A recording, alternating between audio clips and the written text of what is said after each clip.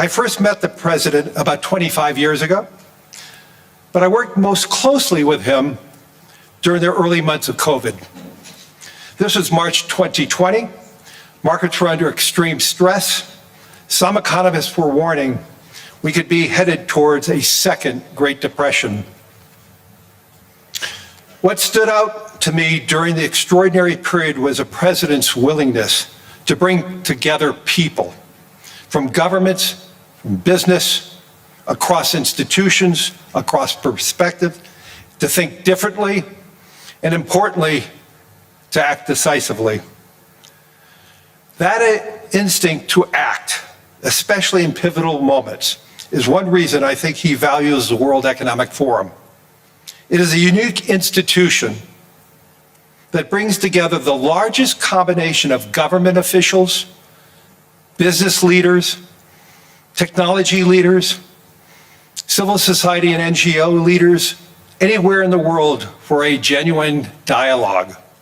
And particularly, importantly, this year. Thankfully, this group is meeting under better economic circumstances than during the pandemic. But once again, we're facing very serious different economic conditions around the world. One of the central challenges that is impacting me is how capitalism can benefit more, and how can we broaden our global economy for greater and greater participation. That is a question where the president has shown real leadership through investing in infrastructure, reducing barriers to growth, and initiatives like the Trump account, designed to give more Americans a direct stake in the growth of the U.S. economy. As he enters the second year of his second term, we are interested in hearing his plans for 2026 and beyond, and will no doubt create more and more conversation. And that's what the forum is about, a serious conversation in the spirit of dialogue. Discussions where the world is headed, where are we going? And these discussions would be incomplete without the President of the United States, the most important leader in the world. We appreciate him here, so let me introduce and welcome back to Davos the President of the United States, Donald J. Trump.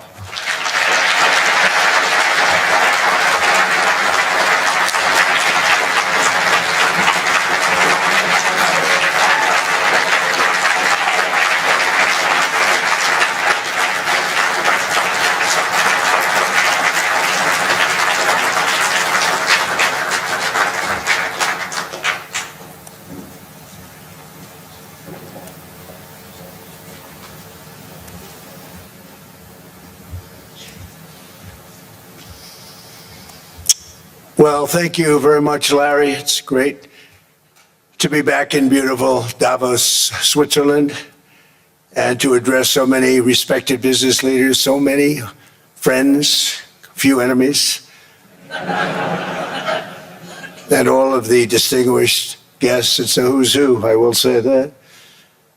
I've come to this year's World Economic Forum with truly phenomenal news from America. Yesterday marked the one-year anniversary of my inauguration, and today, after 12 months back in the White House, our economy is booming, growth is exploding, productivity is surging, investment is soaring, incomes are rising, inflation has been defeated, our previously open and dangerous border is closed and virtually impenetrable. And the United States is in the midst of the fastest and most dramatic economic turnaround in our country's history. Under the Biden administration, America was plagued by the nightmare of stagflation, meaning low growth, and high inflation, a recipe for misery, failure, and decline. But now, after just 1 year of my policies, we're witnessing the exact opposite. Virtually no inflation and extraordinarily high economic growth. Growth like I believe you'll see very shortly our country has never seen before, perhaps no country has ever seen before. Over the past 3 months, core inflation has been just 1.6%. Meanwhile, fourth quarter growth is projected to be 5.4%, far greater than anybody other than myself and a few others had predicted. Since the election, the stock market has set 52 all-time high records. So that's in 1 year, 52 records, adding $9 trillion in value to retirement accounts, 401ks, and people's savings. People are doing very well. They're very happy with me. Since my inauguration, we've lifted more than 1.2 million people off of food stamps, and after 4 years in which Biden secured less than $1 trillion of new investment in our country. Think of that, 1 trillion, substantially less than that. In 4 years, we've secured commitments for a record-breaking $18 trillion, and we think when the final numbers come out, they'll be closer to $20 trillion of investment. That's never been done by any country at any time, not even close. Just over 1 year ago, under the radical left Democrats, we were a dead country. Now we are the hottest country anywhere in the world. In fact, the United States economy is on pace to grow at double the rate that was projected by the IMF just last April. And with my growth and tariff policies, it should be much higher. I really believe we can be much higher than that. And this is all great news, and it's great for all nations. The USA is the economic engine on the planet, and when America booms, the entire world booms. It's been the history. When it goes bad, it goes bad. You all follow us down, and you follow us up, and we're at a point that I don't believe we've ever been. I never thought we could do it this quickly. My biggest surprise is I thought it would take more than a year, maybe like a year and 1 month. But it's happened very quickly. This afternoon, I want to discuss how we have achieved this economic miracle, how we intend to raise living standards for our citizens to levels never seen before, and perhaps how you too and the places where you come from can do much better by following what we're doing, because certain places in Europe are not even recognizable, frankly, anymore. They're not recognizable. And we can argue about it, but there's no argument. Friends come back from different places. I don't want to insult anybody and say I don't recognize it. And that's not in a positive way, it's in a very negative way. And I love Europe, and I want to see Europe go good, but it's not heading in the right direction. In recent decades, it became conventional wisdom in Washington and European capitals that the only way to grow a modern Western economy was through ever-increasing government spending, unchecked mass migration, and endless foreign imports. The consensus was that so-called dirty jobs and heavy industry should be sent elsewhere, that affordable energy should be replaced by the Green New Scam, and that countries could be propped up by importing new and entirely different populations from faraway lands. This was the path that Sleepy Joe Biden administration and many other Western governments very foolishly followed, turning their backs on everything that makes nations rich and powerful and strong. And there's so much potential in so many nations. The result was record budget and trade deficits and a growing sovereign deficit driven by the largest wave of mass migration in human history. We've never seen anything like it.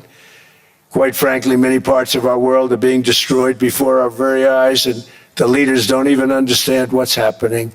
And the ones that do understand aren't doing anything about it.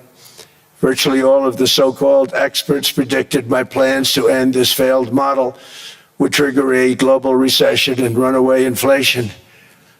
But we have proven them wrong. It's actually just the opposite.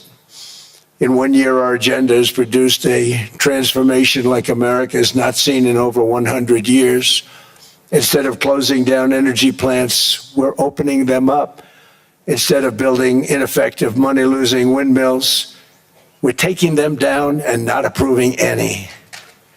Instead of empowering bureaucrats, we're firing them, and they're going out and getting jobs in the private sector for 2 and 3 times what they were making in government. So they started off hating me when we fired them, and now they love me. Instead of raising taxes on domestic producers, we're lowering them and raising tariffs on foreign nations to pay for the damage that they've caused. In 12 months, we have removed over 270,000 bureaucrats from the federal payrolls, the largest single-year reduction in government employment since the end of World War II. Nobody thought that was coming, but we had no choice. To make a country great, you can't have all federal jobs. We've cut federal spending by $100 billion and slashed the federal budget deficit by 27% in the single year. It's going to go down quite a bit more from that, driving inflation way down from the record highs of the Biden administration. Every month, they went up and up and up. I promised to cut 10 old regulations for every single new regulation, but instead I've cut, actually till this point, 129 regulations for every one new regulation approved. So every time they come in with a new regulation, we do at least 10, but so far it's averaging out to 129, if you can believe it. In July, we passed the largest tax cuts in American history, including no tax on tips, no tax on overtime, no tax on Social Security for our great seniors. We also provided 100% expensing, that's the one they like, and bonus depreciation for all new equipment and capital investments to help companies expand and shift production to America. They are so in love with it. They build a plant, they're able to deduct it immediately, the whole thing, rather than waiting 38 to 41 years in the old days. This is a miracle taking place. Nobody thought it would ever be done by any country, but it's done by us.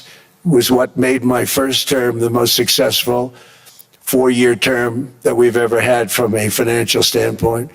And now we've upped it. This is a 10-year program, not a 1-year program, but you're allowed to deduct everything in 1 year. It used to be 38 to 41 years.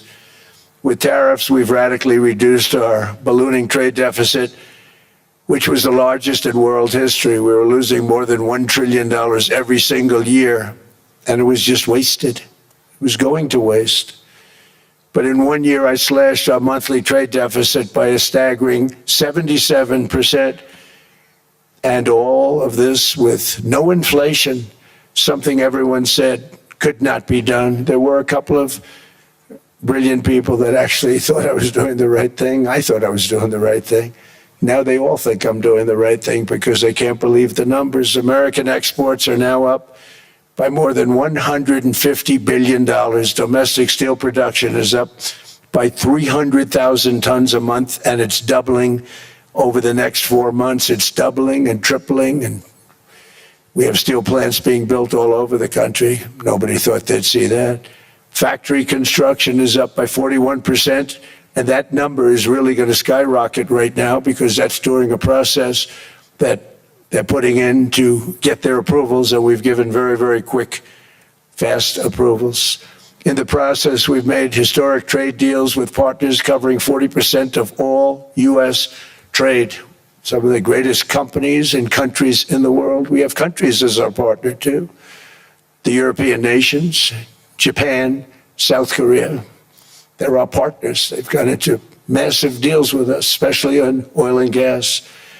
And these agreements raise growth and cause stock markets to boom, not only in the U.S., but virtually every country that came to make a deal, because, as you've learned, when the United States goes up, you follow.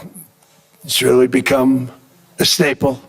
In America, I've stopped the nation-wrecking energy policies that drive up prices while sending jobs and factories. Polluters, they are indeed polluters. Under Sleepy Joe Biden, new domestic oil and gas leases fell by 95%. Think of that. Then they wonder, why was gasoline going up so fast?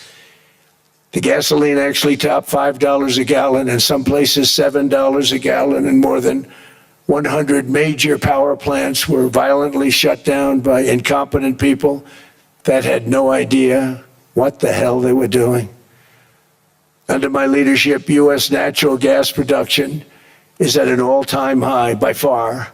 U.S. oil production is up by 730,000 barrels a day, and last week we picked up 50 million barrels from Venezuela alone. Venezuela has been an amazing place for so many years, but then they went bad with their policies. 20 years ago, it was a great country, and now it's got problems, but we're helping them. And those 50 million barrels, we're going to be splitting up with them, and they'll be making more money than they've made in a long time. Venezuela is going to do fantastically well. We appreciate all of the cooperation we've been giving. We've been giving great cooperation. Once the attack ended, and they said, let's make a deal. More people should do that. But Venezuela is going to make more money in the next 6 months than they've made in the last 20 years. Every major oil company is coming in with us. It's amazing. It's a beautiful thing to see. The leadership of the country has been very good. They've been very, very smart. The price of gasoline is now below $2.50 a gallon in many states, $2.30 a gallon in most states. Then we'll soon be averaging less than $2 a gallon. In many places, it's already down even lower, $1.95 a gallon. Numerous states are at $1.99, numbers that nobody has heard for years. Actually, since my last administration, we got it down to around those numbers. I've signed an order directing and approval of many new nuclear reactors. We're going heavy into nuclear. I was not a big fan because I didn't like the risk, the danger, but they have the progress they've made with nuclear is unbelievable, and the safety progress they've made is incredible. We're very much into the world of nuclear energy, and we can have it now at good prices and very, very safe. And we're leading the world in AI by a lot. We're leading China by a lot. I think President Xi respects what we've done, in part because I've allowed these big companies building these massive buildings to build their own electric capacity. They're building their own power plants, which when added up is more than any country anywhere in the world is doing. I read recently an article in the Wall Street Journal that China's creating so much energy, and they are. I got to hand it to them. But we're creating as much or more, and we're letting them do that. I'm very proud of it. It was my idea. I said, you can't create this much energy. We needed more than double the energy currently in the country just to take care of the AI plants. And I said, we can't do that. We have an old grid system. And I came up with the idea, you people are brilliant. You have a lot of money. Let's see what you can do. You can build your own electric generating plants. And they looked at me. They didn't believe me. All of the names that are, I think, in the room right now, if you want to know the truth, they didn't believe it. And I said, no, you can't. They came back 2 weeks and they didn't have the plant. They said, we thought you were kidding. I said, no, not only am I not kidding, you're going to have your approvals within 2 weeks. I always say nuclear will take 3 weeks. But most aren't going that. They're going oil and gas. They're even going coal in some cases. Because of my landslide election victory, the United States avoided the catastrophic energy collapse which befell every European nation that pursued the Green New Scam, perhaps the greatest hoax in history. The Green New Scam, windmills all over the place, destroy your land. Every time that goes around, you lose $1,000. You're supposed to make money with energy, not lose money. Here in Europe, we've seen the fate that the radical left tried to impose on America. They tried very hard.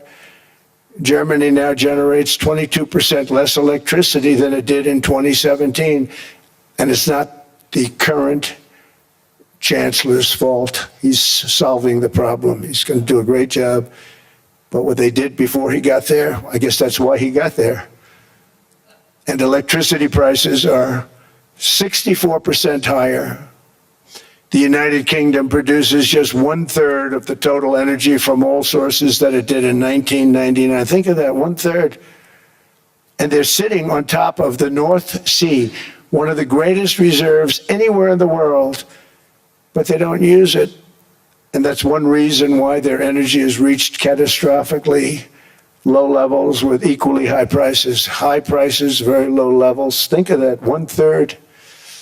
And you're sitting on top of the North Sea, and they like to say, well, you know, that's depleted. It's not depleted. It's got 500 years. They haven't even found the oil. The North Sea is incredible. They don't let anybody drill. Environmentally, they don't let them drill.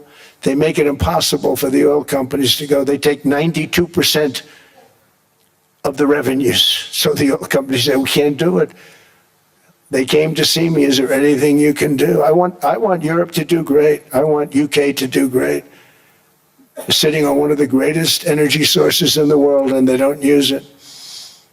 In fact, their electricity prices have soared 139%. There are windmills all over Europe.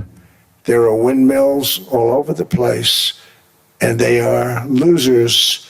One thing I've noticed is that the more windmills a country has, the more money that country loses, and the worse that country is doing. China makes almost all of the windmills, and yet I haven't been able to find any wind farms in China. Did you ever think of that? It's a good way of looking at it. They're smart. China is very smart. They make them, they sell them for a fortune. They sell them to the stupid people that buy them, but they don't use them themselves.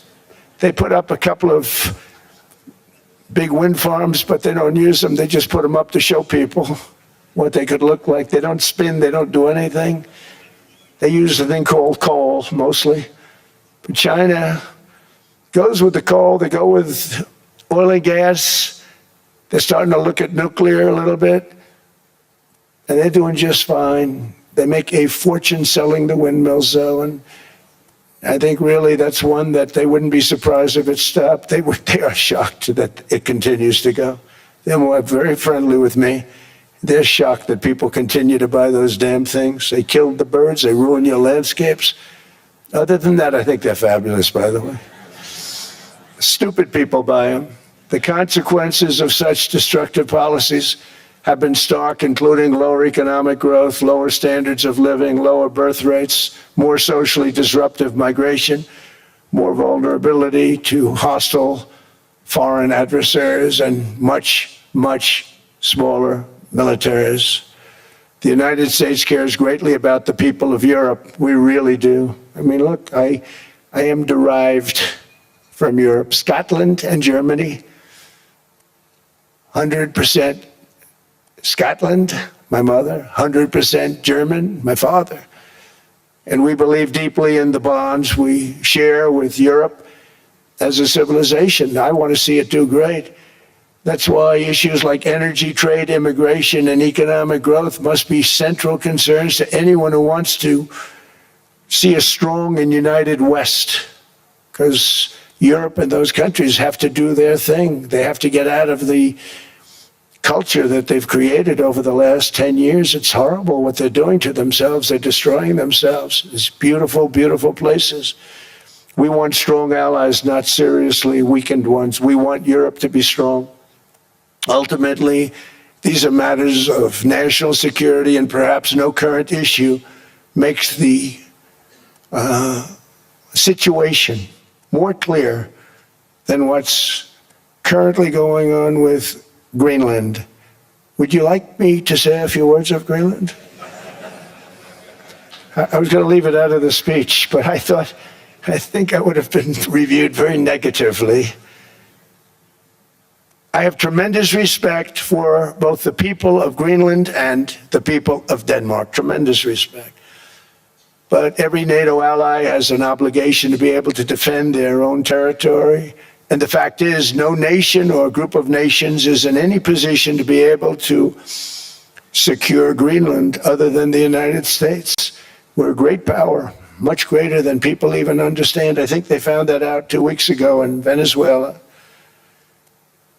We saw this in World War II, when Denmark fell to Germany after just 6 hours of fighting and was totally unable to defend either itself or Greenland. So the United States was then compelled, we did it, we felt an obligation to do it, to send our own forces to hold the Greenland territory, and hold it we did at great cost and expense. They didn't have a chance of getting on it, and they tried. Denmark knows that. We literally set up bases on Greenland for Denmark. We fought for Denmark. We weren't fighting for anyone else. We were fighting to save it for Denmark. Big, beautiful piece of ice. It's hard to call it land. It's a big piece of ice. But we saved Greenland and successfully prevented our enemies from gaining a foothold in our hemisphere. So we did it for ourselves also. And then after the war, which we won it big. Without us, right now you'd all be speaking German and a little Japanese, perhaps. After the war, we gave Greenland back to Denmark. How stupid were we to do that? But we did it. But we gave it back. But how ungrateful are they now? So now our country and the world face much greater risks than it did ever before because of missiles, because of nuclear, because of weapons of warfare that I can't even talk about. 2 weeks ago, they saw weapons that nobody ever heard of. They weren't able to fire one shot at us. They said, what happened? Everything was discombobulated. They said, we've got them in our sights. Press the trigger, and nothing happened. No anti-aircraft missiles went up. There was one that went up about 30 feet and crashed down right next to the people that sent it. They said, what the hell is going on? Those defensive systems were made by Russia and by China. So they're going to go back to the drawing boards, I guess. Greenland is a vast, almost entirely uninhabited and undeveloped territory. It's sitting undefended in a key strategic location between the United States, Russia, and China. That's exactly where it is, right smack in the middle. Wasn't important nearly when we gave it back. You know, when we gave it back, it wasn't the same as it is now. It's not important for any other reason, you know, everyone talks about the minerals. There's so many places. There's no rare earth, no such thing as rare earth. There's rare processing, but there's so much rare earth. And this, to get to this rare earth, you got to go through hundreds of feet of ice.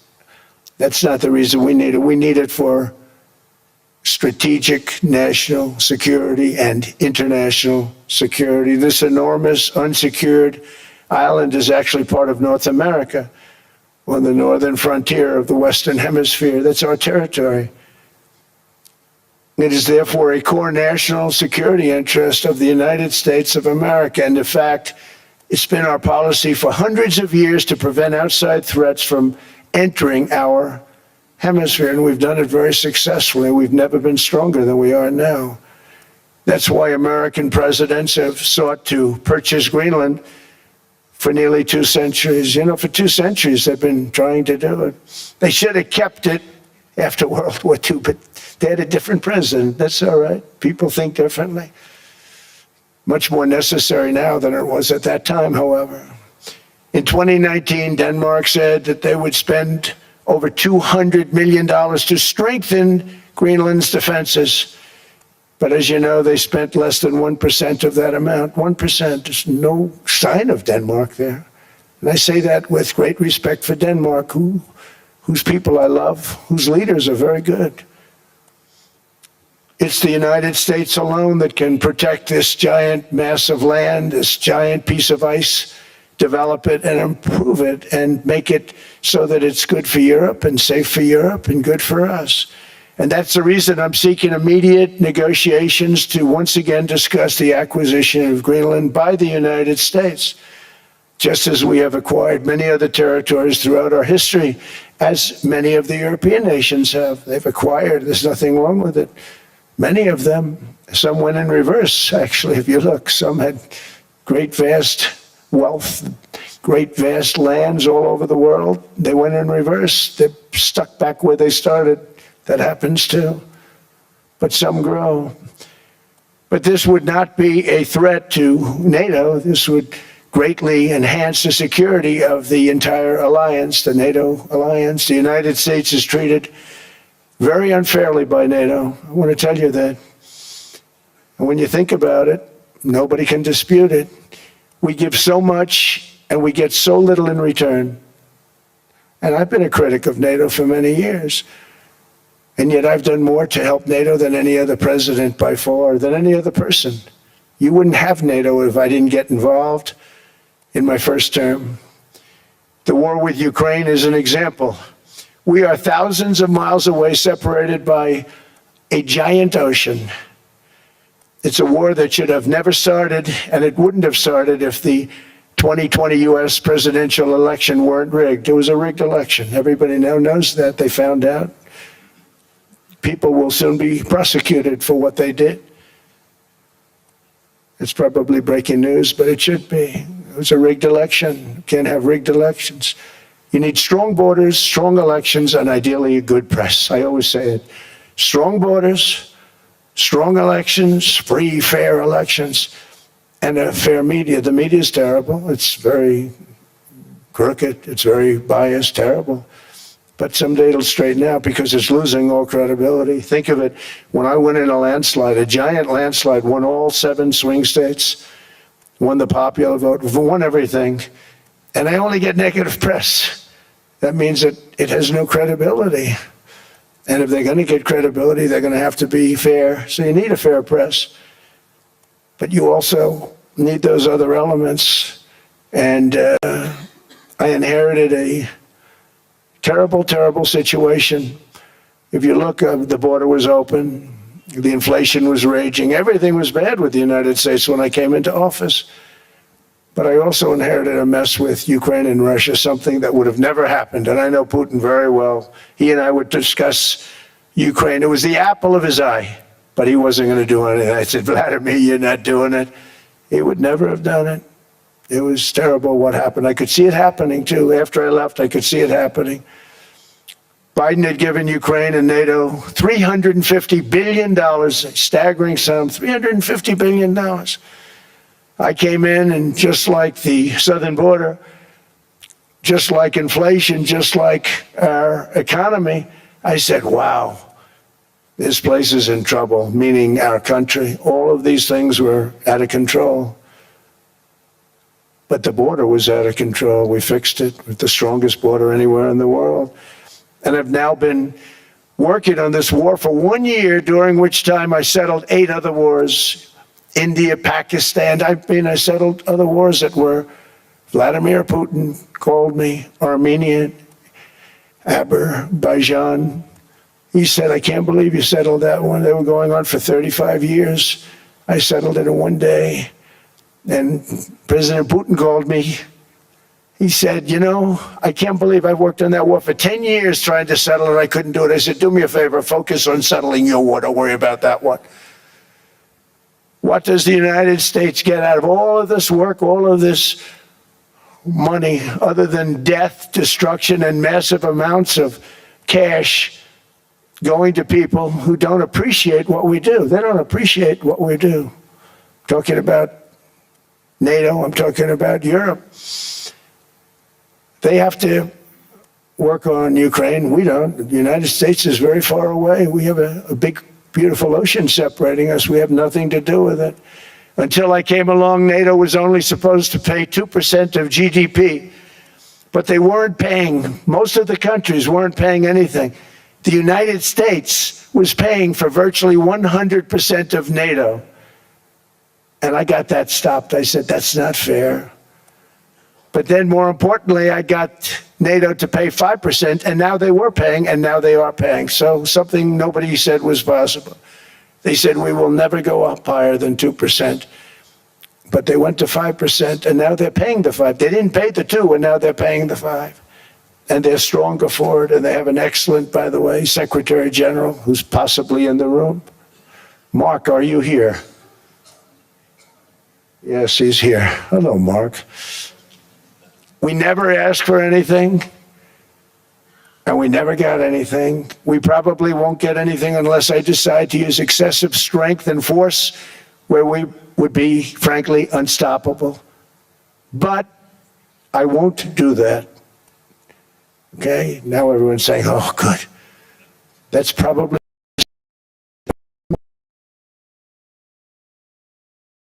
want to use force. I won't.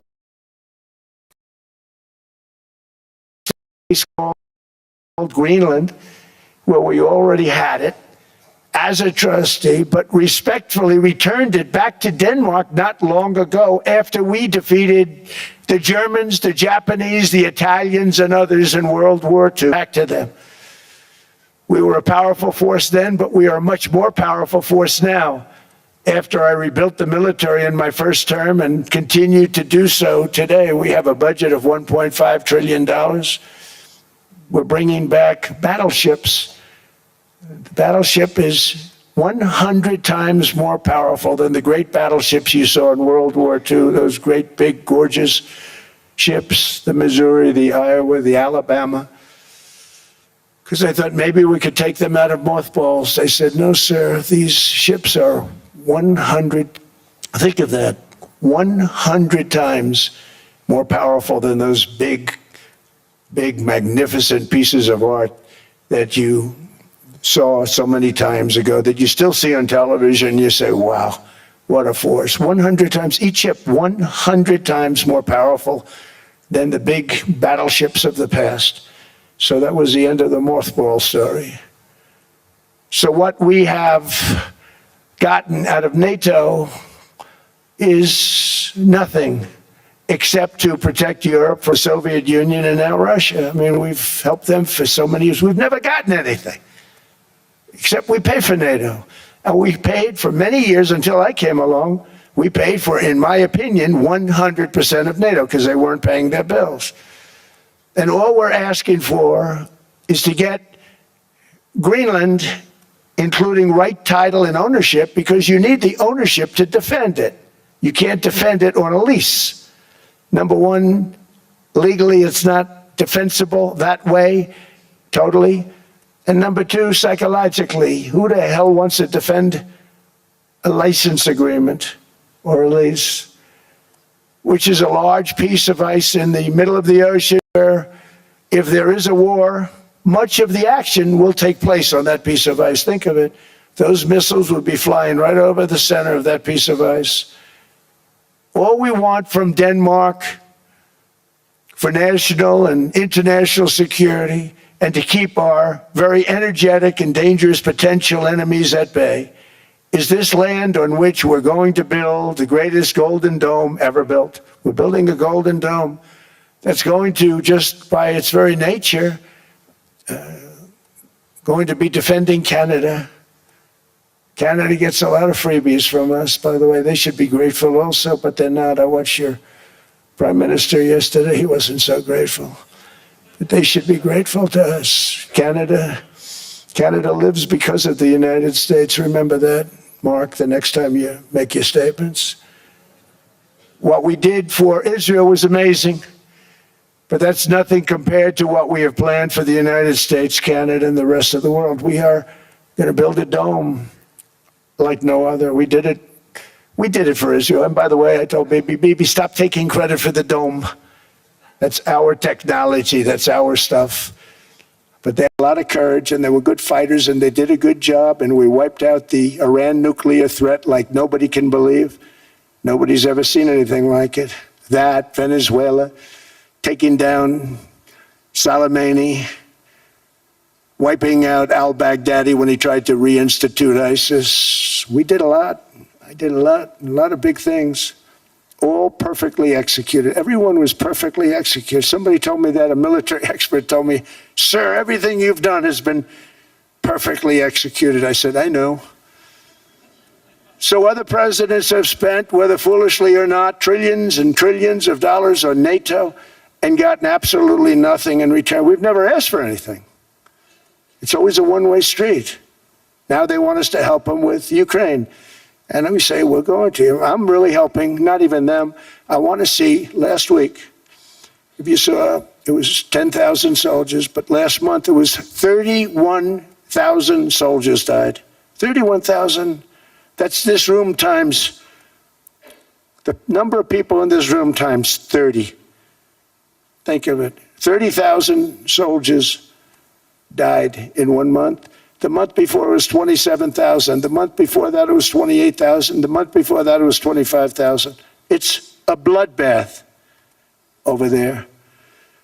And that's what I want to stop. It doesn't help the United States, but these are souls. These are young people. Look like you, look like some of you right in the front row. They go to war, their parents are so proud. Oh, there he goes, comes back. 2 weeks later, they get a call, your son's head's been blown off. I want to stop it. It's a horrible war. It's the worst since World War II. They keep going, they'll exceed World War II. The numbers are staggering, how many people they've lost. They don't want to talk about it. Ukraine and Russia lost just tremendous amounts. And I'm dealing with President Putin, and he wants to make a deal, I believe. I'm dealing with President Zelensky, and I think he wants to make a deal. I'm meeting him today. He might be in the audience right now.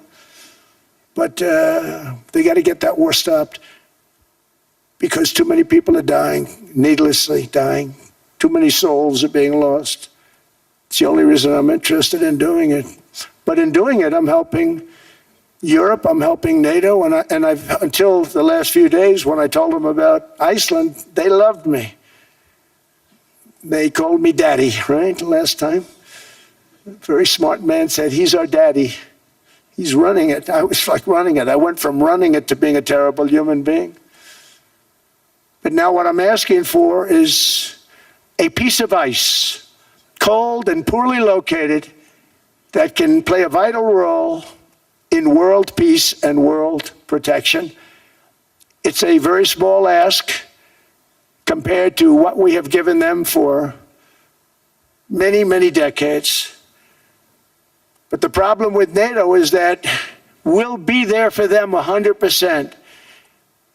But I'm not sure that they'd be there for us. If we gave them the call, gentlemen, we are being attacked. We're under attack by such and such a nation. I know them all very well. I'm not sure that they'd be there. I know we'd be there for them. I don't know that they'd be there for us. So with all of the money we expend, with all of the blood, sweat, and tears, I don't know that they'd be there for us. They're not there for us on Iceland, that I can tell you. I mean, our stock market took the first dip yesterday because of Iceland. So Iceland's already cost us a lot of money. But that dip is peanuts compared to what it's gone up. And we have an unbelievable future in that stock. That stock market is going to be doubled. We're going to hit 50,000, and that stock market's going to double in a relatively short period of time because of everything that's happening. But this is a good example. After giving NATO and European nations trillions and trillions of dollars in defense, they buy our weapons. We make the greatest weapons in the world, but now we're going to make them faster, much faster. You saw that. I put a cap on the salaries. Then I put no buybacks, no stock buybacks, no various other things that they were doing. I mean, they were making $50 million, but it would take them 3 years to give you a Patriot missile. I said, that's not good. My chauffeur can do a better job than that, and he makes slightly less than 50. They make big salaries. If they're going to make those big salaries, they're going to have to produce a lot faster. The good news is we have the greatest equipment in the world. Now we're going to start making it a lot faster. They're going to build additional plants. And all of the money that goes into stock buybacks is going to go into building plants. We're not allowing stock buybacks by defense companies any longer. They're going to build new plants to make Tomahawks, Patriots. We have the best equipment. F-35s, F-47, F-47 just coming out. They say it's the most devastating plane, fighter jet ever. Who knows? They called it 47. If I don't like it, I'm going to take the 47 off it. I wonder why they called it 47. We'll have to think about that. But if I don't like it, I'm going to take that 47 off. But it's supposed to be the stage 6. It's supposed to be the first stage 6 plane, undetectable, like our B-2 bombers were undetectable. They flew right over Iran. They were undetectable. And they did their job, and they got the hell out of there. So we want a piece of ice for world protection, and they won't give it. We've never asked for anything else, and we could have kept that piece of land, and we didn't. So they have a choice. You can say yes, and we will be very appreciative, or you can say no, and we will remember. A strong and secure America means a strong NATO, and that's one reason why I'm working every day to ensure our military is very powerful, our borders are very strong, and above all, our economy is strong because national security requires economic security and economic prosperity, and we have the greatest that we've ever had. Biden and his allies destroyed our economy and gave us perhaps the worst inflation in American history. They say 48 years, I say forever, but I think 48 years is the equivalent to forever. Whether it's 48 years or ever, it's terrible, costing the typical family $33,000. What they did to this country should never, ever be forgotten. It's early, but he has to be rated as the worst president we've ever had by far. The auto pen did much of the damage. The auto pen, he was the auto pen president, because I don't believe a sane president would have ever signed the kind of things that he signed. But now grocery prices, energy prices, airfares, mortgage rates, rent, and car payments are all coming down, and they're coming down fast. We inherited a mess, but we've done a hell of a job in 12 months. Under my most favored nation policy for drug prices, the cost of prescription drugs is coming down by up to 90%, depending on the way you calculate. You could also say 5, 6, 7, 800%. There are two ways of figuring that. But we have a favored nations policy that every president wanted, no president was able to get. I got it, and other nations approved it. And I had to use tariffs in order to get it because they said, no way. In other words, a pill that costs 10% in London costs $130. Think it costs $10 in London, costs $130 in New York or in Los Angeles. And I'd say, boy, that's bad. Friends of mine would say, you know, we go to London, you can buy the stuff for nothing. We go all over the world, we could buy it for nothing. Because basically America was subsidizing every nation in the world because presidents allowed them to get away with it. It became very tough. So when I called up Emmanuel Macron, I watched him yesterday with those beautiful sunglasses. What the hell happened? But I watched him sort of be tough. But he was at $10 for a pill. And I said, Emmanuel, and I have all the big pharmaceutical companies are in total agreement. It wasn't easy, by the way. They're tough, smart. They've been getting away with the scam for a long time. But they gave it up. But they said, you'll never get the countries to approve it. I said, why is that? Because they won't. They always said, we're not paying any more. Get the rest for the United States. So over the years, they stayed the same. We just went up, up, up. And I mean, we would pay 13, 14, 15 times more than some certain countries would. So I said, no, they'll approve it 100%. Sir, you'll never get them to approve it. I said, I guarantee you. But I actually started with Emmanuel, who probably is in the room too. And I like him. I actually like him. Hard to believe, isn't it? And I said, Emmanuel, you're going to have to lift the price of that pill to $20, maybe $30. Think of that. That means it's a doubling of prescription drugs. Might be a tripling, might be a quadrupling. It's not easy. No, no, no, Donald, I will not do that. I said, yes, you will, 100%. He said, no, you're asking me to double. I said, Emmanuel, you've been taking advantage of the United States for 30 years with prescription drugs. You really should do it, and you will do it. I have no doubt. In fact, I am 100% sure you're going to. No, no, no, I will not do it. Because yes, in all fairness to him, he has to double or triple. Because the world being a bigger place than the United States, it's not that you meet in the middle. You just have to go up some, and we come down a lot. They go up a little, we come down a lot. So we're at $130, they're at 10. So they may have to go to 20 or 30. No more than that. I said, Emmanuel, you're going to be doubling or tripling? No, no, no. I said, here's the story, Emmanuel. The answer is you're going to do it. You're going to do it fast. And if you don't, I'm putting a 25% tariff on everything that you sell into the United States and a 100% tariff on your wines and champagnes. And that's about 10 times more than what I'm requesting. And you're going to do it. I don't want to go public with it, but you may make me do that. No, no, Donald, I will do it. I will do it. It took me, on average, 3 minutes a country, saying the same thing. You will do it. They all said, no, no, no, I will not do it. You're asking me to double the cost of prescription. I said, that's right, because you've been screwing us for 30 years. And they said, we will not do it. I said, that's all right. On Monday morning, we're putting a 25, 30, 50. I gave different numbers for different countries.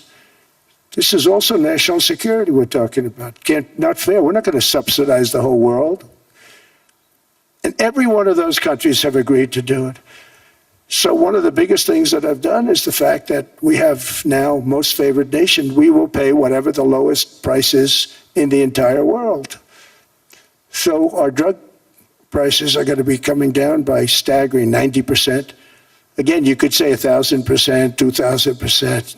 Depends on the way you want to figure it, but we'll go with the way the fake news likes it better because it sounds, can you imagine a 90% reduction sounds much worse.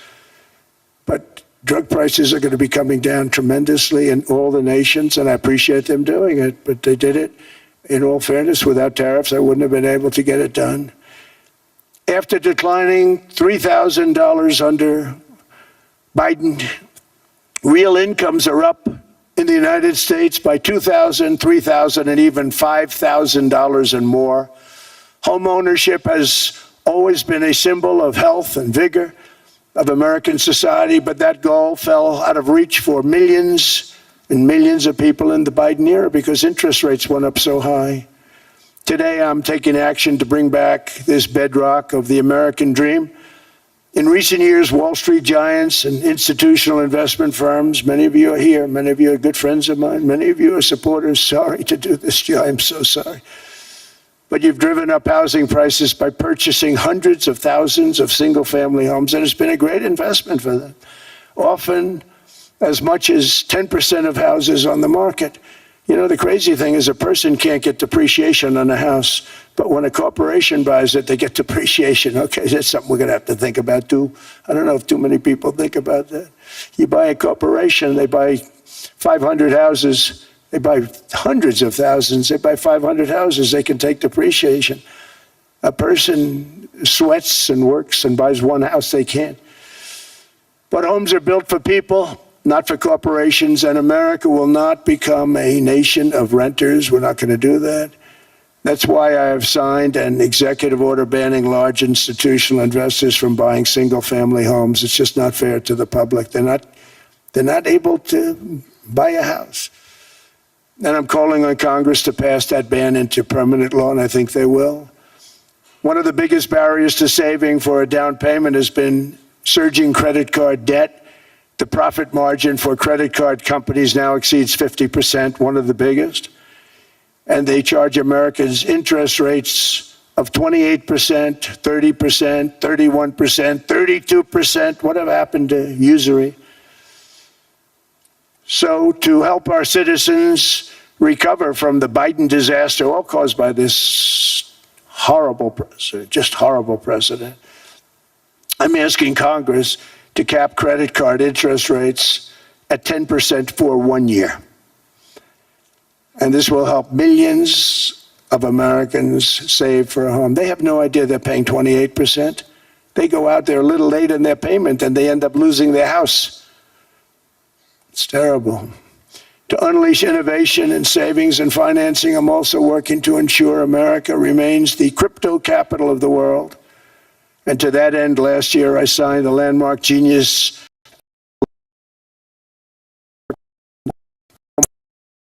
legislation, Bitcoin, all of them.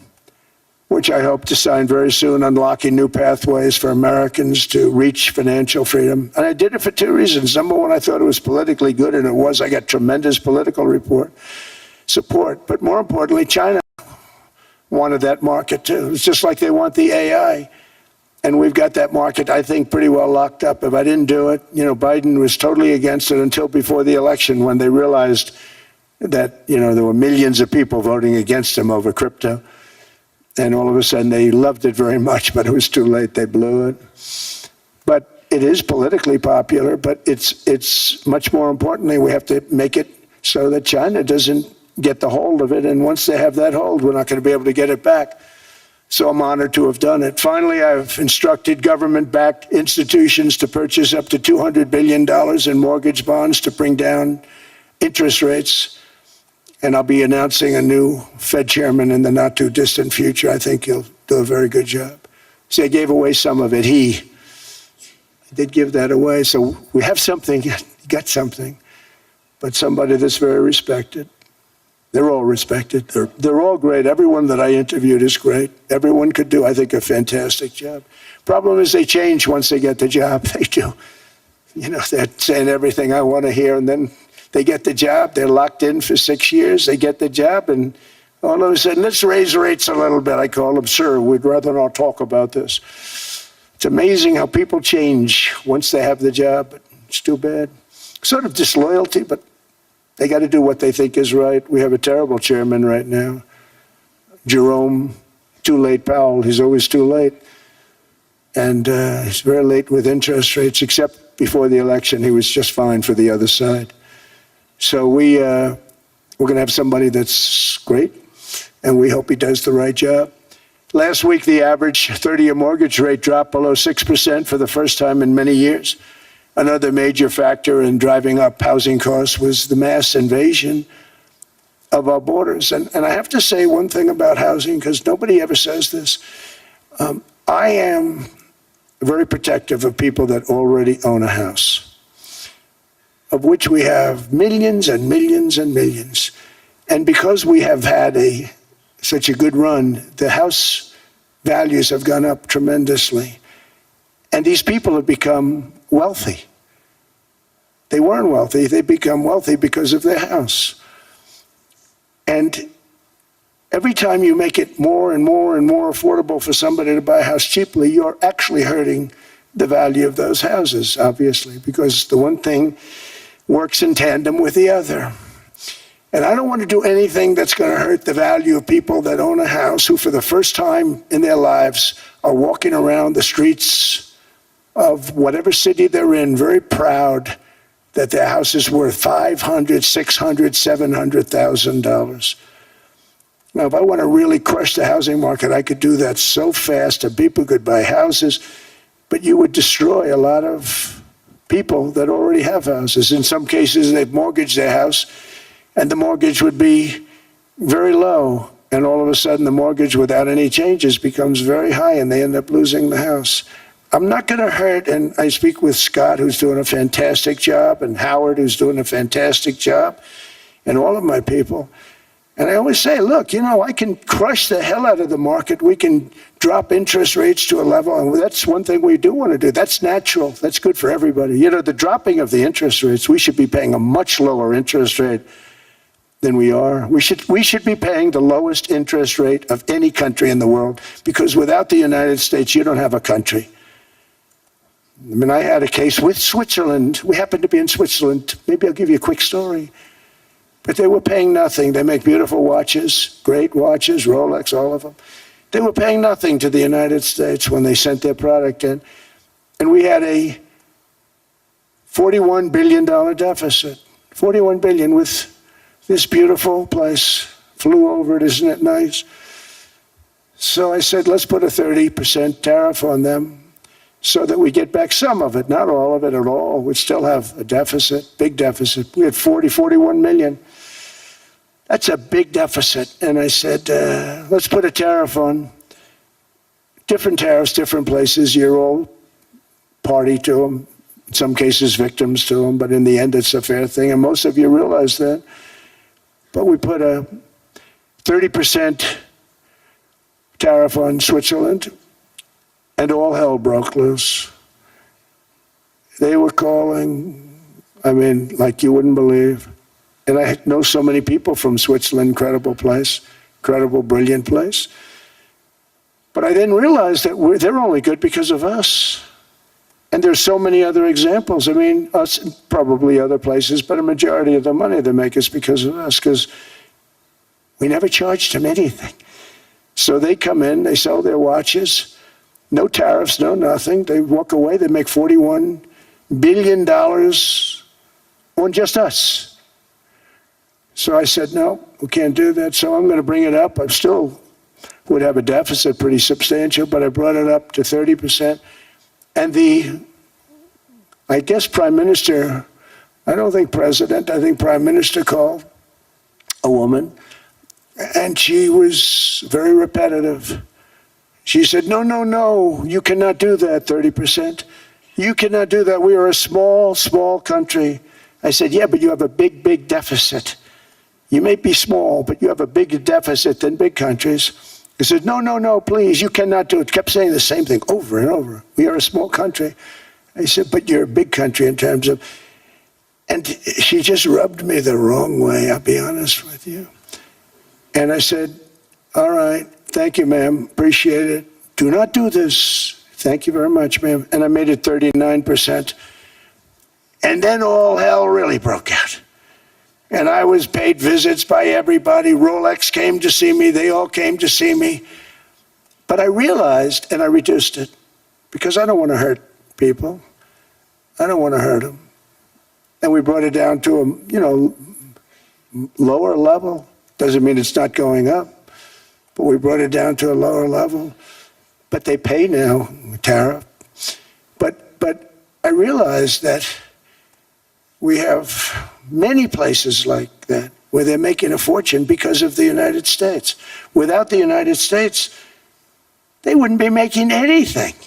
Think of it. Switzerland made $41 billion on us. And as she said, it's a small place. And I realized with that, I don't know, it was so, because she was so aggressive. And I realized in that conversation that the United States is keeping the whole world afloat. Many places, I could give you 6, 7 places just in the people in this little area. I know every one of them. They're looking down. They don't want to see me, and they don't want to stare me in the eyes. But they're taking advantage of, everybody took advantage of the United States. But I've been very fair, and I gave them a tariff, and it was fine. But I realized that without us, it's not Switzerland anymore. Without us, it's not any of the countries that are represented here. And we want to work with the countries. We want to work with them. We're not looking to destroy them. I could have said 39, 40%. I could have said I want a 70% tariff, then we make money with Switzerland. But Switzerland would have been probably destroyed, financially destroyed. I don't want to do that. But we should be paying the lowest interest rate of everybody. I hope Scott's listening to this, because we should be paying the lowest interest rate of everybody. Without us, most of the countries don't even work. And then you have the protection factor. Without our military, which is the greatest in the world by far, without our military, you have threats that you wouldn't believe. You don't have threats because of us, and that's because of NATO. One other thing, and I have to say it so importantly, in the old days, and I used to say I'm the youngest in the room. Now I'm among the older. I hate to say it. I don't feel old, but I'm among the older. But I remember not long ago, 20, 25 years ago, when good news came out about, let's say, the United States. The United States had a great quarter. The United States had a great month. All the stocks went up. And that's the way it's supposed to be. Now when they say the United States had a record quarter, it's unbelievable how well it's doing, all the stocks crash because they say, oh no, inflation, they're going to raise interest rates. And they do. Some of these stupid people like Powell, they raise interest rates.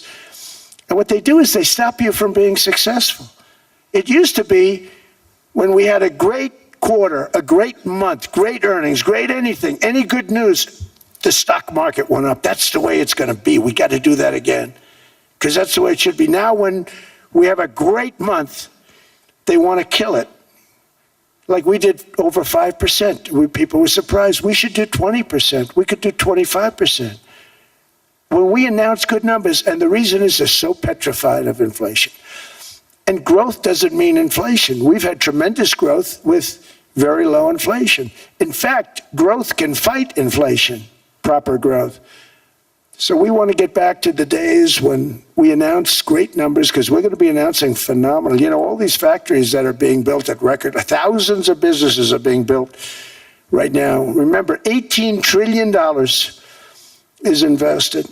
I think the second number is 3, and that was China many years ago. Investments in the country from outside. 18 trillion, nobody's ever seen. And that's money coming in and building things, factories. Thousands of businesses are being built, thousands. Hundreds of big factories, car plants are moving back to the United States. They're coming in from Canada, they're coming in from Mexico, from Japan. Japan's coming in and building plants here in order to avoid tariffs. They're coming in from China, they're coming in from all over the world. We have more plants being built now, car plants, than we've ever had built, even in the heyday from the 1940s and 50s. And they're bigger. They don't use renovations anymore where they take an old plant, they rip it down, they build a brand new plant, super modern plant. But it's happening at levels that nobody's ever seen. In 2024, the U.S. built less than 2 million new homes, but Biden admitted more than 8 million new migrants. And those days are over. In 2025, for the first time in 50 years, the United States had reverse migration. Boy, that was nice. And these were criminals that were being taken out of our country because they allowed people to come into our country from jails, from gangs, drug dealers, murderers. 11,888 murderers. We've gotten most of them out. And then ICE gets beat up by stupid people from leadership in Minnesota. We actually are helping Minnesota so much, but they don't appreciate it. Most places do. You know, Washington, D.C. is the safest place now in the United States. It was a very dangerous place to walk, and now you can walk with your wife, your kids, right through the middle of the city. Right now, Washington, D.C. is as safe as it gets. It was one of the most unsafe, I had to admit. We sent in the military, the National Guard. Within 2 months, it was great. Within 3 months, it's like a really great place and a safe place and a beautiful place. It's even been cleaned up. The graffiti's gone. The fences are gone. We don't have to worry about fences anymore. All of the places, the grasses are cut and replaced with new grass in many cases. It's all going to happen in the spring. But Washington and D.C. is beautiful again, and it's safe. New restaurants are opening up. They were all closing. Now you can't get into a restaurant. Restaurants in Washington, D.C. are all opening. Memphis also, Memphis, Tennessee, New Orleans, Louisiana. We're there for 3 weeks. We've cut the crime down by 64%. Within another month, we'll have virtually no crime there. We can do that all over. We're going to help the people in California. We want to have no crime. I know Gavin was here. I used to get along so great with Gavin when I was president. Gavin's a good guy. And we're going to, if he needed it, I would do it in a heartbeat. I'd love to see. We did help them a lot in Los Angeles, a lot with the early in my term when they had some problems. But we would love to do it. I will say this, if I were a Democrat governor or whatever, I would call up Trump. I'd say, come on in, make us look good. Because we're cutting crime down to nothing. And we're taking people out, career criminals who are only going to do bad things, and we're bringing them back to their countries. But where we've done it, it's been amazing. And we have a capacity to do it at much greater levels. We're cutting illegal aliens off welfare and other government benefits, and I have directed that starting immediately, there will be no more payments to sanctuary cities because they are really just sanctuaries for criminals. They're really protecting criminals, and those are the ones we have to get out of the country. Murderers, drug dealers, the mentally insane. They emptied their mental institutions into the United States. And despite that, we have the lowest crime numbers that we've ever had in the history of the country. Just came out. But equally importantly, we're cracking down on more than $19 billion in fraud that was stolen by Somalian bandits. Can you believe that Somalia, they turned out to be higher IQ than we thought. I always say these are low IQ people. How did they go into Minnesota and steal all that money? And we have, they're pirates, they're good pirates, right? But we shoot them out of the water just like we shoot the drug boats out. They're not pirating too many boats lately, do you notice? When they go out into those boats, they want to take over $1.5 billion tanker loaded up with oil. And they say, we're going to blow up your boat. They have powerful weapons. You hit the side of the boat, you blow the whole thing up. The insurance companies are petrified. So they say, just give them the boat. We'll give them money instead. And I don't do that. We blow them right the hell out of the water. We see them going out, we blow them out of the water. We don't have any pirates so much anymore. If we do, they won't be there long.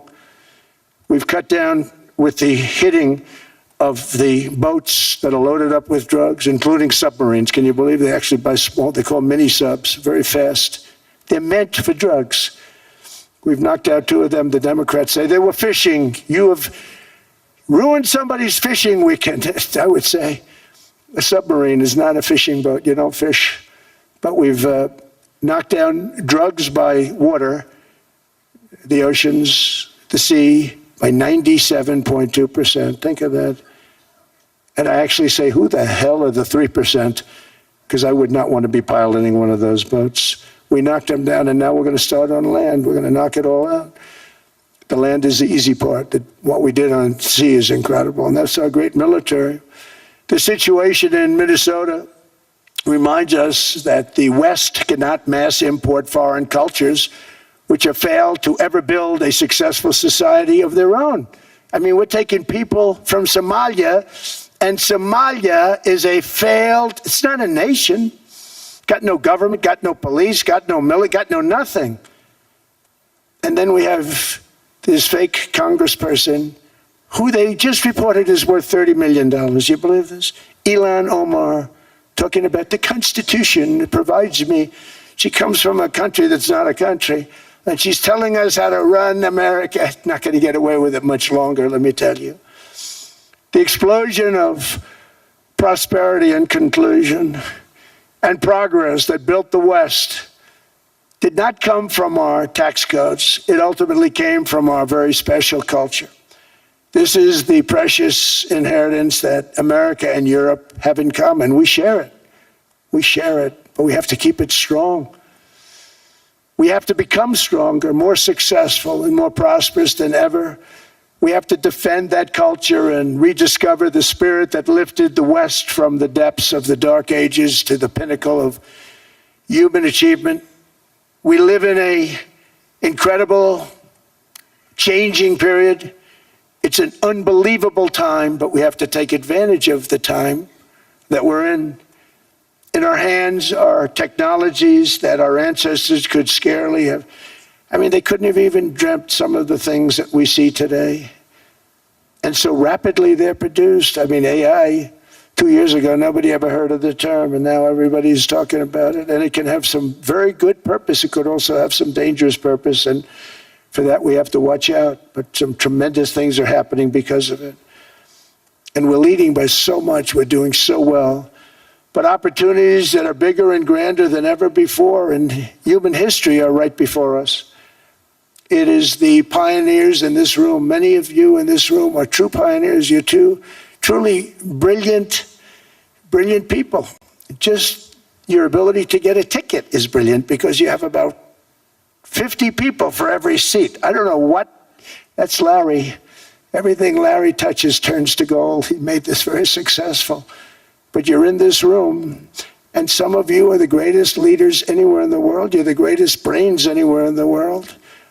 And the future is unlimited, and to a large part because of you, and we have to protect you, and we have to cherish you.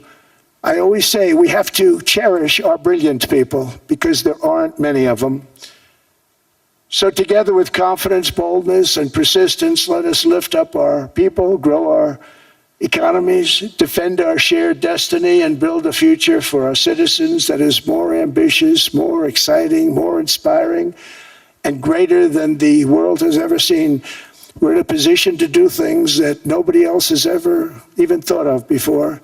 And many of the people in this room are the ones that are doing it. And I want to congratulate you, and I'm with you all the way. You can do things that nobody else can even think about. So I congratulate you on your tremendous success. And the United States is back, bigger, stronger, better than ever before. And I'll see you around. Thank you all very much. Thank you very much.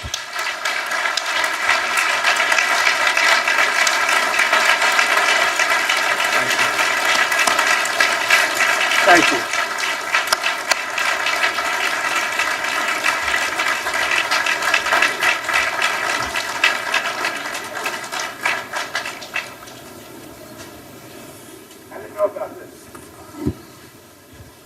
This was supposed to be a nice fire chat, Mr. President. Yes, good.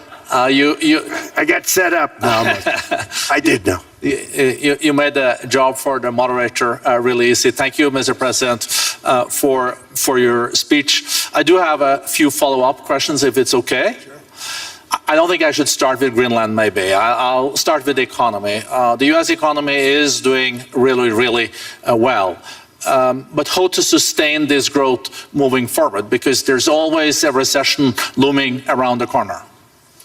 Well, you know, the one thing about economies and recessions is sometimes you get hit unexpectedly and there's nothing you can do about it. All brilliant people, but there's nothing. One example was COVID. We had an economy going at levels like nobody had ever seen my first 2.5, 3 years. And then I heard the word pandemic, not COVID. They came up with that name over a period of time. We won't get into that. But I heard the word pandemic. And I had a poll come out that was so strong just prior to that. And I was with the two best pollsters, McLaughlin and Fabrizio. And they said, sir, George Washington and Abraham Lincoln, if they came back and ran as president and vice president, they couldn't beat you.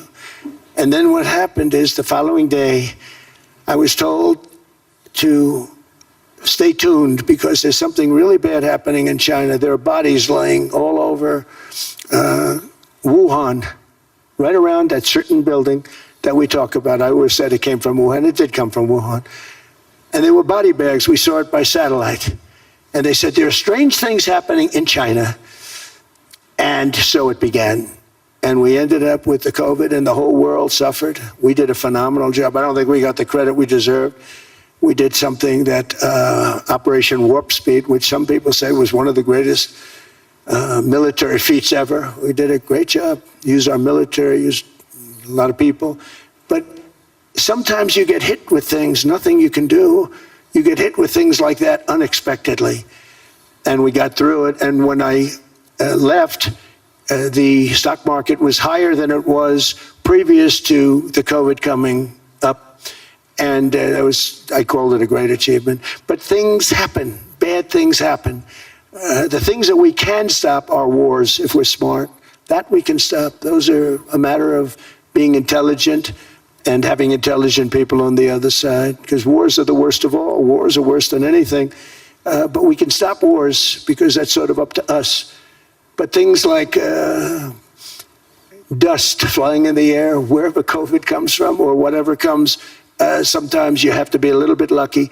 But we are poised to have an economy like no other, not only in this country, but anywhere. And you know, when you hear the kind of numbers that I can tell you that Scott Bessent was with me the other day, and he's looking at numbers. He said, I can't. And that's all he's done his whole life, pretty much your whole life. Scott, you weren't going to be a football player, I don't think. Scott was not that great at football, but he was always good at numbers, right? And he was looking at numbers. He said, I've never seen anything like this. We're poised to do things that no other country's ever done. And, you know, luck, I hate to say it, but we need a little luck. We don't want to get hit by something that nobody could have thought. Whoever thought we were going to hit by a pandemic? You know, when I heard the word pandemic, I said, oh, that's an ancient problem. World War I, they lost 100 million people. It actually ended World War I. A lot of people don't know. The Spanish flu in World War I ended the war because all the soldiers were sick. The soldiers were so sick on both sides, and that war was raging, and they were all dying from the Spanish flu. They were sick as dogs. They couldn't fight.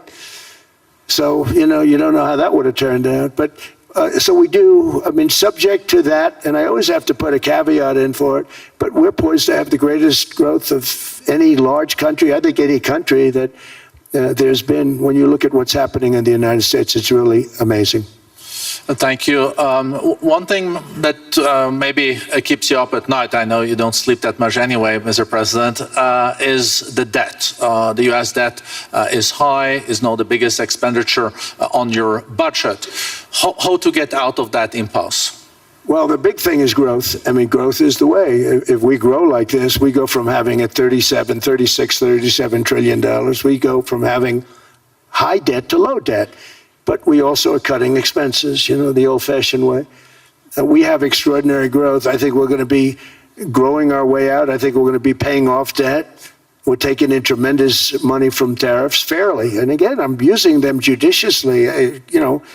Switzerland's a case study. I could have gotten much more. I could have asked for much more.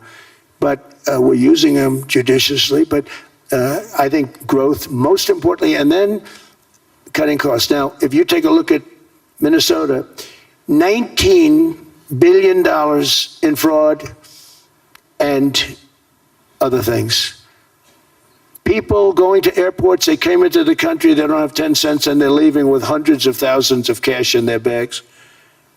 When we get to that, and our DOJ, Pam, and Todd, and all the people that work over there, and all of the people that work in here, I can tell you, Scott Bessent is working on that. It's a priority, right? You have your whole team.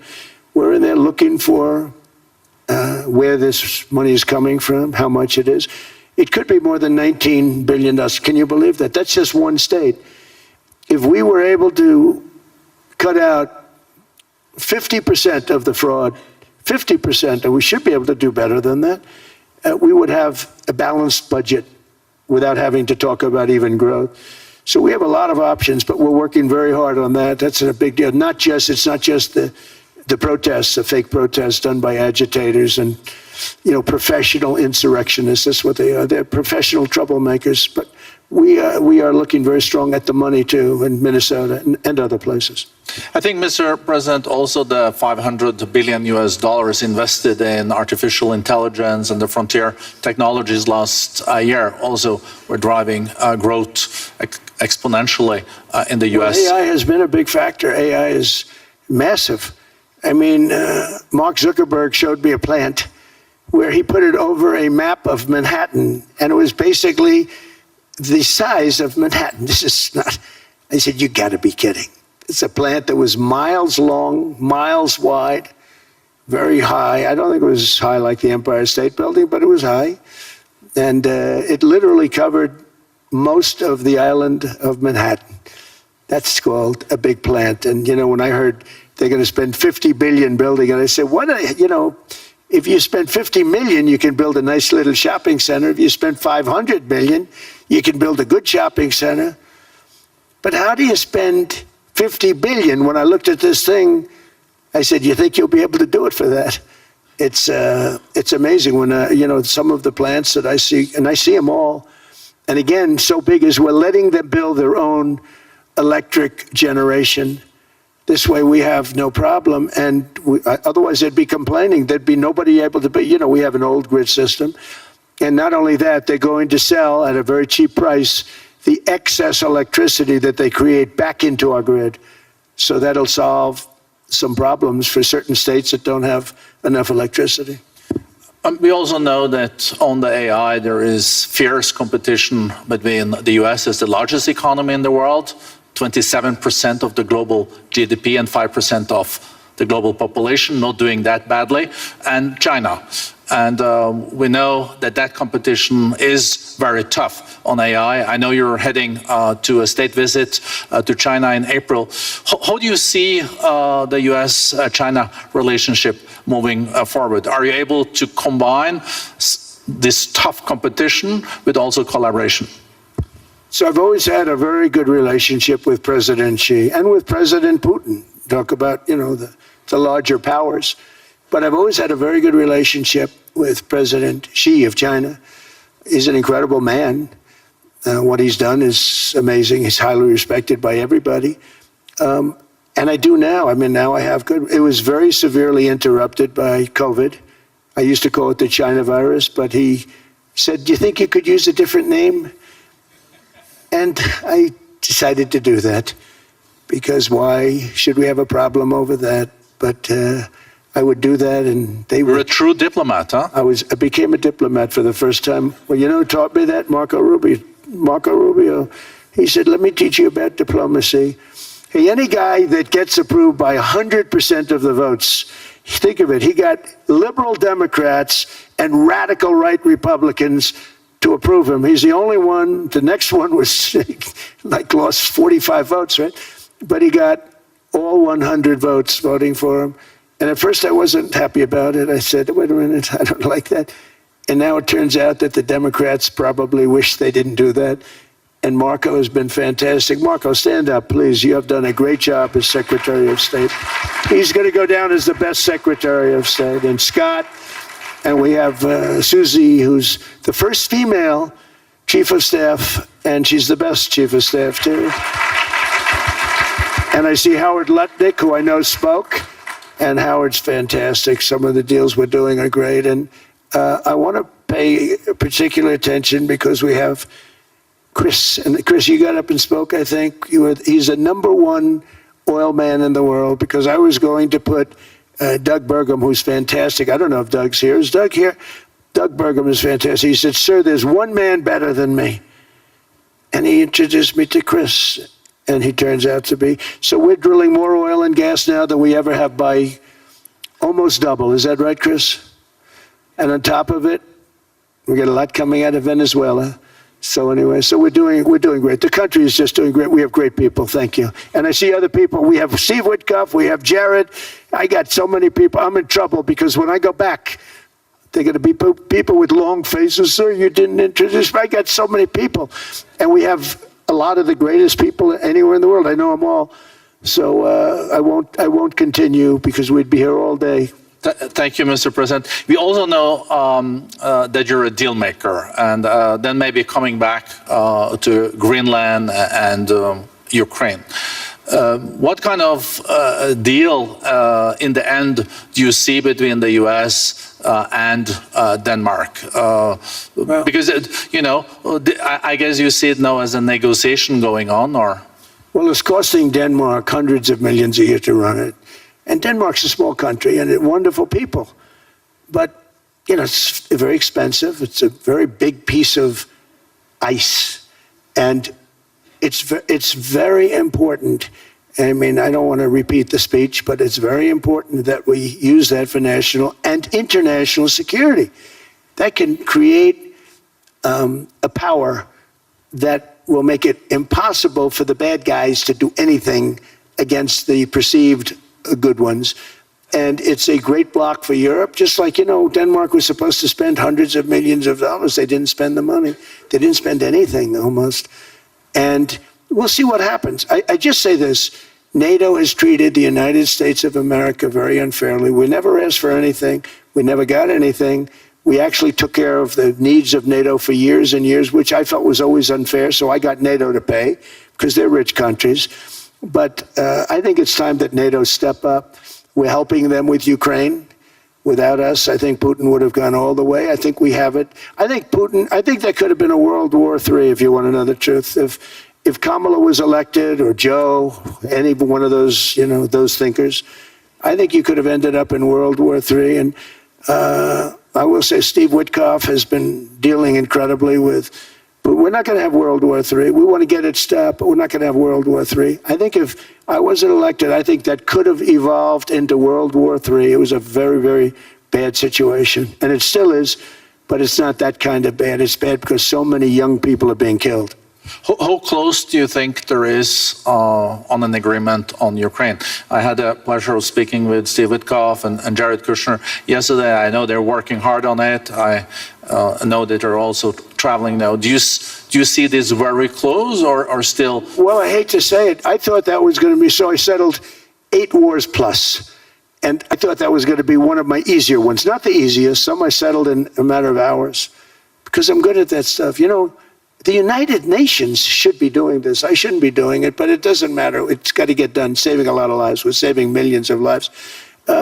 With Ukraine, Russia, there's tremendous hatred between President Zelensky and President Putin. That's not good. That's not good for settlements. We know from dealing. There's abnormal hatred. With that being said, I think Russia wants to make a deal. I think Ukraine wants to make a deal.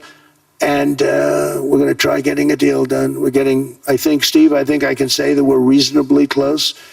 What happens is oftentimes we'll have a deal with Russia. Russia's set, and President Zelensky will not do it. You saw that when he was in the Oval Office. I was not happy. And then we'll have President Zelensky wants to make a deal, and Putin doesn't want to make the deal. It's a very difficult balance, and it's big time, and it is, to use a word, it's a bloodbath. It's horrible what's happening. It's a drone war. The drones are killing, thousands of people a week, thousands. We have to get it stopped. So I believe they're at a point now, I'm going to meet with President Zelensky later today. I believe they're at a point now where they can come together and get a deal done. And if they don't, they're stupid. That goes for both of them. And I know they're not stupid. But if they don't get this done, they are stupid. So I don't want to insult anyone, but you got to get this deal done. Too many people are dying. It's not worth it. President Sisi is sitting on the first row here. He spoke earlier today and also complimented you on the Gaza deal. I think there will be a signing tomorrow. Of course, there are different views on this, but how important do you think this signing is on the Board of Peace? And do you think this is going to sustain? Do you think we now will see Gaza reconstructed and the billions of US dollars invested? I do. I think we have peace in the Middle East. There are some little situations like Hamas, and Hamas has agreed to give up their weapons. Now, they were born with a weapon in their hand, so it's not easy to do. When they were born with a rifle in their hand. It's not an easy thing for them, but that's what they agreed to. They've got to do it. And we're going to know, Jared, over the next 2 or 3 days, certainly over the next 3 weeks, whether or not they're going to do it. If they don't do it, they'll be blown away very quickly. They'll be blown away. We have 59 countries that are part of that whole peace deal. And some of those countries aren't even they're near the Middle East, but they're not in the Middle East traditionally. And they want to come in and take out Hamas. They want to come in. They want to do whatever they can. There's a problem with Hezbollah in Lebanon, and we'll see what happens there, but that's a problem. But there are these little flames, but there's peace in the Middle East. Now, had we not gone in and knocked out with those big, beautiful, we just ordered 25 brand new ones, the latest and the greatest, the B-2 bomber. Think of them, they went in there at 2 o'clock in the morning with no moon, no light, no nothing, and every single one of those massive bombs hit its target, 100,000-pound bombs hit its target, every one of them. And then on top of it, from a submarine 300 miles away, we hit the sites with tomahawks, which is an unbelievable weapon. So, we did our job. If we didn't do that, you would have never had peace in the Middle East.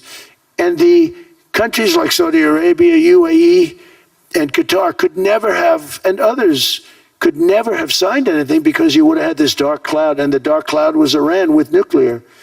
Iran would, if we didn't take them out, they would have had a nuclear weapon within 2 months. They were very close to having the nuclear weapon, and we hit them hard. And it was a total obliteration. If they may try again, but they're going to have to try from a different area because that area was obliterated. Incredible thing we did. And because we did that, we were able to make peace. If we didn't do that, I would say, Jared and Steve, if we didn't do that, there was no chance of making peace because the countries I just named and other countries could have never signed off. They were afraid. They were afraid. We had a bully. The bully was Iran, the bully of the Middle East. They used to call it for years. They were the bully of the Middle East. They're not the bully of the Middle East anymore. Mr. President, I know you even had to change plane last night, so I guess you didn't have much sleep, but I think but your energy is still there. I know you have several bilateral meetings. I know you're also hosting a reception. So thank you so much for coming back to Davos. Thank you so much. It's highly appreciated. Well, thank you very much. Thank you, everybody, very much. Thank you. Thank you.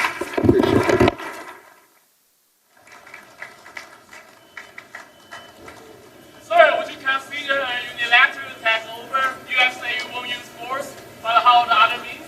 You guys say no.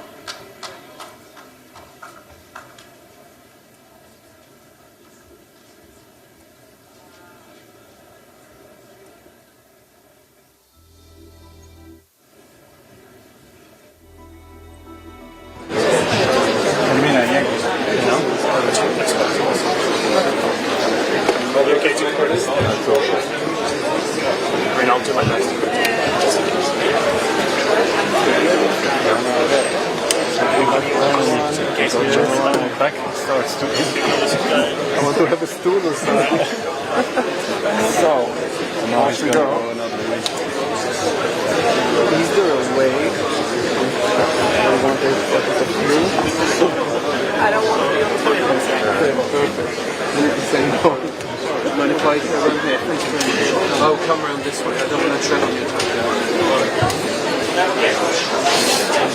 Let's take one step back. Yeah, you can. Take one step back. I won't send you away. That's a deal.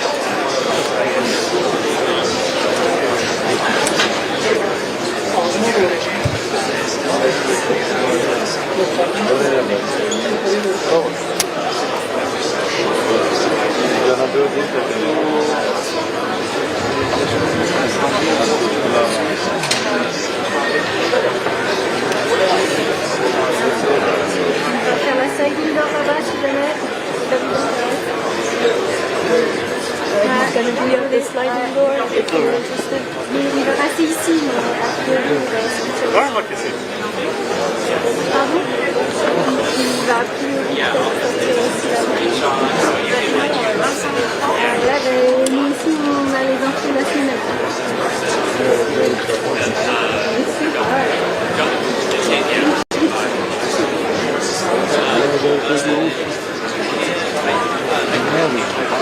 من موبایل نگاه ندارم.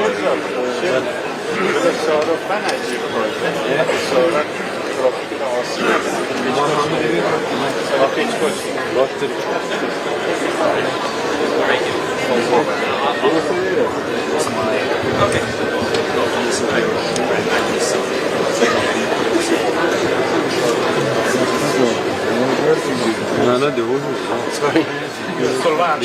Sorry. I'll try and make room for you, I'm sorry. I know. Nur ich überlege das mal, ich hätte nicht gesagt, es ist all the people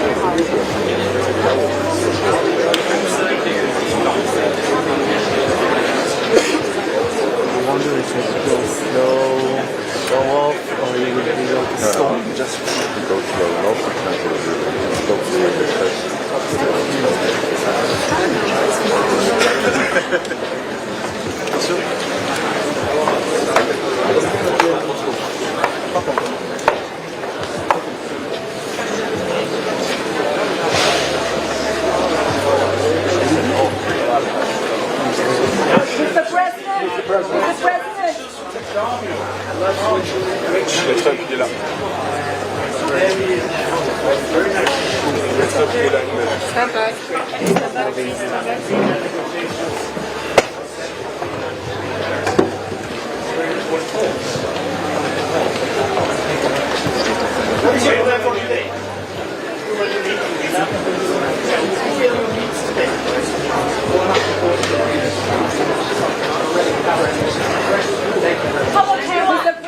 Mr. President here, President. President, why not? Are you willing to fight? Mr. President. A NATO mission in Greenland. National and international defense. Without it, you really can't have great international defense. So it's very important. Are you willing to fight against European? Why are you disrespecting Britain? It's very important. I mean, you heard what I had. On Venezuela. Mr. President, He's doing. Are you satisfied with the job Jackson Rodriguez is doing in Venezuela, Mr. President? Yes, she's done a very good job. We have a very good relationship, and Venezuela is working out really well. We're going to be making a lot of money for Venezuela, and they'll be able to take care of their people. And she's doing a very good job. Why are you disrespecting Are you willing to fight Greenland? Are you willing Macron's to fight proposal? against A European NATO mission in army Greenland. from Greenland? I made that very clear. Why are you disrespecting the President and We Europe, have a sir? great relationship with NATO, but NATO has to step up. You're very disrespectful of Europe and the UK, sir. Why? No, I'm not. But they have to change their ways, or they're going to. Why? Trade with your allies makes no sense. Between immigration and energy, if they don't change, bad things will happen to them. What about Mr. President, what's your plan on Africa? Mr. President, what's your plan on Africa? Why genocide in South Africa, and are you willing to engage with the South African government? Well, now what's happening in South Africa is terrible. It's a terrible situation. What they're doing to people, a certain group of people, is unbelievable. You wouldn't think it could happen today. What would it make you believe that there is no white genocide, Mr. President, in South Africa? Well, we have seen the numbers, we've seen the records, and it is taking place. Mr. President, Mr. President, Macron's proposal, a NATO mission in Greenland is...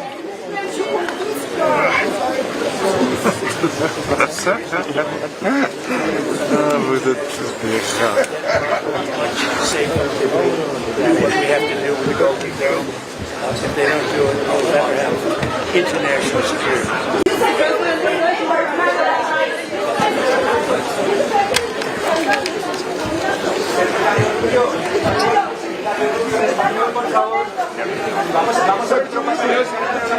What's your plan on Africa?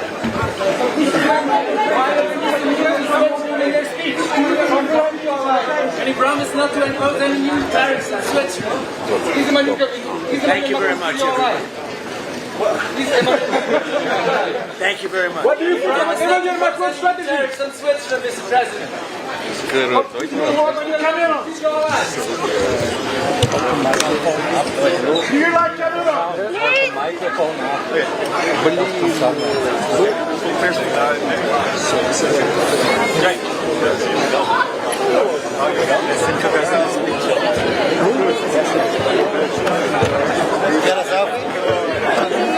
I'm the man.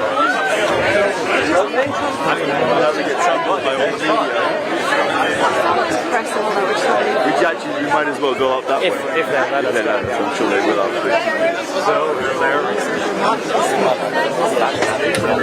There's a few people around. There's a few, sorry. A leading American tech entrepreneur. The rest of the world, a bit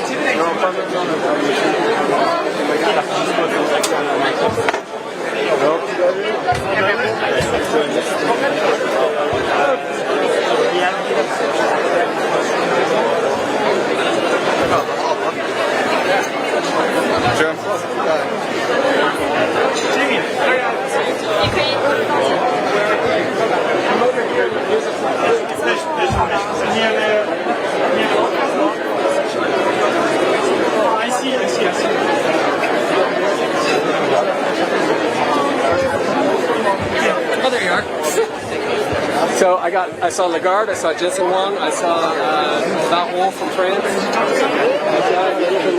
I talked to my head of state who I didn't recognize, but I think he's from India. Not India, but maybe Pakistan.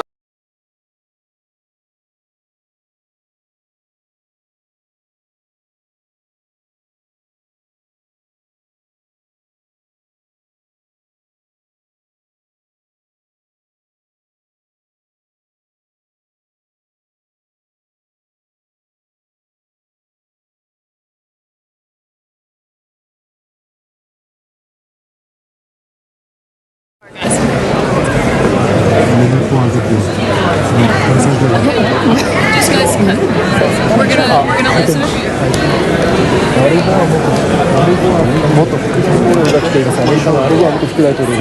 Yeah, well, thank you so much for standing obviously outside the room, and I would love to know what you thought of the president's speech, given you are obviously a very prominent U.S.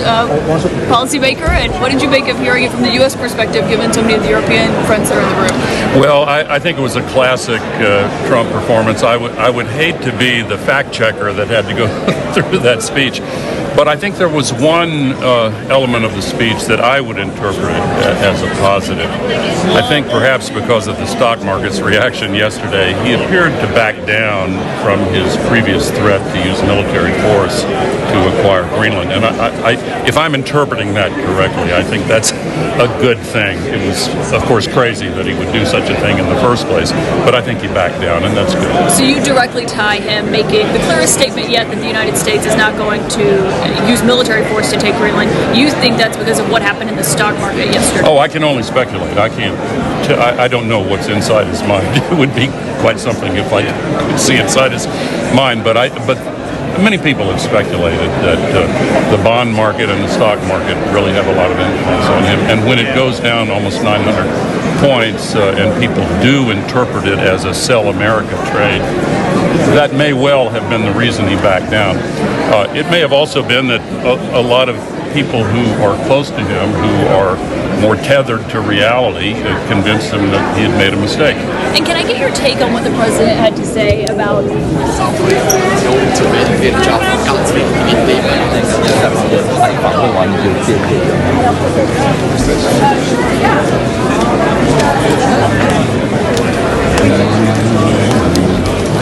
I got him. You got him? I'll go. Yes, I'll go.